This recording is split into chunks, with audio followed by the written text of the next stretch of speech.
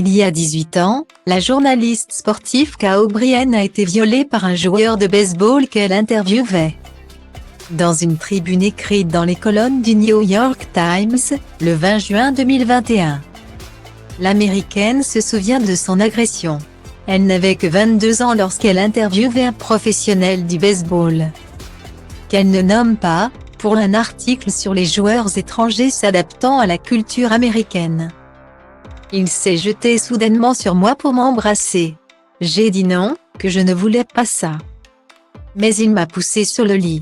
J'ai essayé de le repousser. J'ai dit non, stop. Non, encore et encore. Il m'a poussé encore, en me grimpant dessus, en enlevant ma jupe et en me pénétrant contre ma volonté. Se souvient Kay O'Brien. Un véritable traumatisme pour cette jeune journaliste, qui travaillait à l'époque pour la publication Texan Forward Star Telegram. Ensuite, je me rappelle être entrée dans ma voiture, tremblotante, pour rentrer chez moi. En regardant ma jupe bleue et blanche, me demandant pourquoi j'avais décidé de porter une jupe. Parce que c'était l'été au Texas, déplore Kay O'Brien, désormais âgée de 40 ans. Je me rappelle être rentrée dans mon appartement, d'avoir bu une bouteille de vin rouge dans une tentative désespérée d'oublier ma tristesse et ma rage. À la place, j'ai vomi sur le tapis, ajoute-t-elle. Kay O'Brien n'avait rien dit à l'époque car elle était certaine que si quelqu'un savait pour le viol, cela ruinerait sa carrière.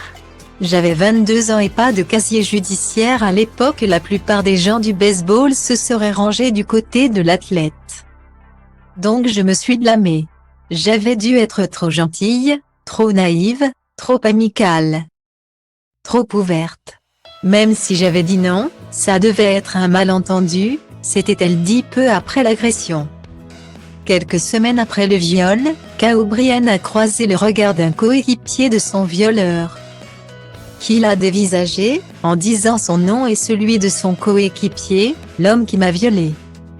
J'ai réalisé qu'il avait dû en parler à des gens, en se décrivant comme un étalon et moi comme une fille juste là pour draguer des joueurs au lieu de faire mon travail. Déplore-t-elle. Encore un témoignage de professionnels du milieu du sport agressés sexuellement.